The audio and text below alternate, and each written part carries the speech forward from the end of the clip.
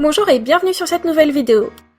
Plus jeune, j'ai toujours rêvé d'être ambidextre. Je ne sais pas trop pourquoi, mais j'ai trouvé l'idée de pouvoir écrire ou dessiner des deux mains vraiment fascinante. Au final, je n'ai jamais eu le courage de m'entraîner de la main gauche et je suis restée bonne droitière. Mais est-il quand même possible de dessiner et de produire un bon résultat de notre main la plus faible? Eh bien, c'est le sujet de la vidéo du jour.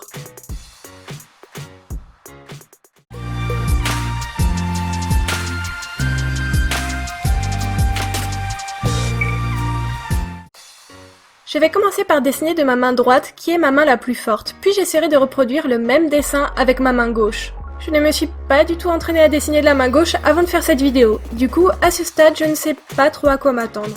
Et je n'ai pas non plus trop réfléchi au nombre de détails et au matériel que je devais utiliser si je voulais potentiellement me rendre la vie plus facile de la main gauche. Donc on verra plus tard si le hasard m'a aidé ou pas.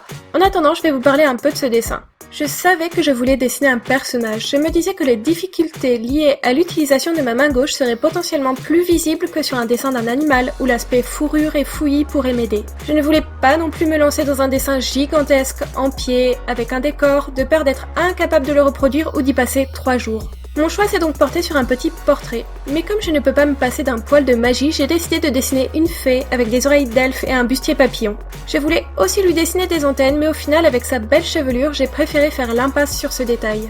D'ailleurs, c'est la première fois que j'utilise mes feutres à alcool pour dessiner une peau noire, du coup c'était vraiment la bonne occasion pour moi de voir si j'avais les nuances qu'il me fallait, ou si je venais de trouver un nouveau prétexte pour sortir et agrandir ma collection de feutres. Mais au final, j'ai très bien pu m'en sortir avec les feutres que j'avais déjà en ma possession. Tant pis pour mon envie de nouvelles fournitures, mais tant mieux pour mon porte-monnaie.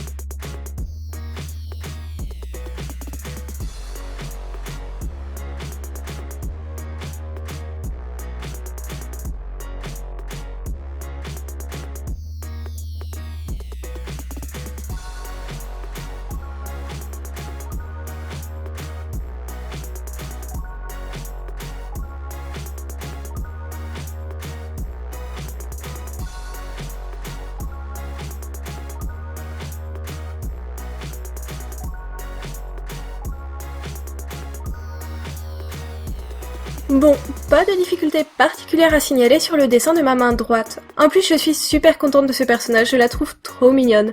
Maintenant, il est temps de me lancer avec ma main gauche pour voir si j'en suis capable ou si cette vidéo court vers la catastrophe. Déjà, est-ce que vous voyez arriver le premier problème? Je n'ai clairement pas été capable de reproduire les proportions et je ne m'en suis rendu compte qu'après 5 minutes de dur labeur. Mais bon, un coup de gomme et je suis repartie sur de bonnes bases. Dès les premières minutes, j'ai compris que le challenge allait être plus compliqué que prévu.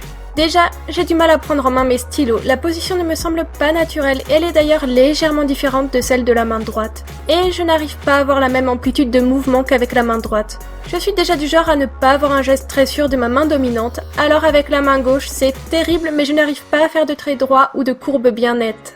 Si utiliser mon crayon a été compliqué, manier mes feutres à alcool point brush est avéré un peu plus facile. Par contre, je suis bien plus lente de la main gauche, alors ça a été compliqué d'être suffisamment rapide pour réaliser de jolis dégradés avant que l'encre ne sèche.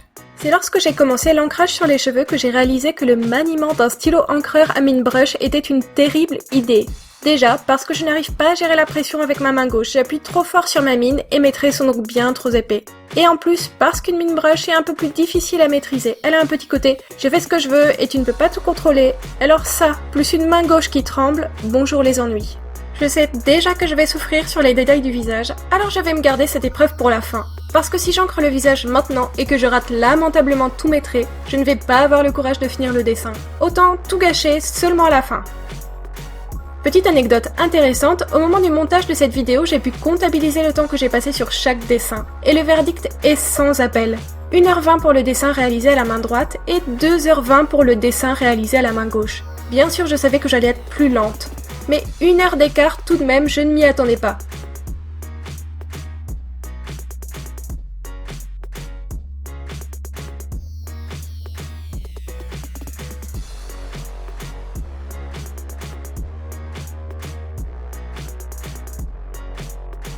Bon, j'ai vraiment retardé le plus possible cet instant. Maintenant, plus le choix, il va falloir que j'ancre le visage. Honnêtement, j'ai une difficulté de plus liée au fait que je me filme.